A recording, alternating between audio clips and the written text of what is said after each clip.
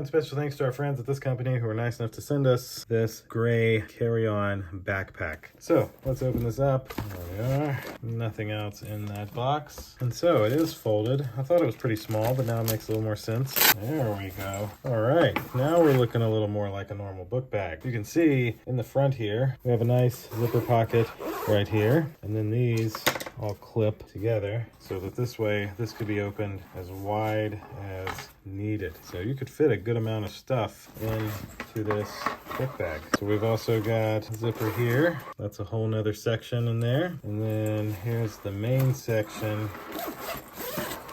which as you can see has tons and tons of storage options. We got some spots over here to store some stuff, even down to like some pins that you may need. Got a nice little zipper pouch here.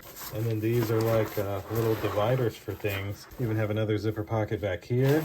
And so you could fit a good amount of stuff in this book bag, and you would know that it's approved to get on the flight. Even got a little pouch underneath here. Look at this. Wow, very unique. Even has like little vents right there. Very cool.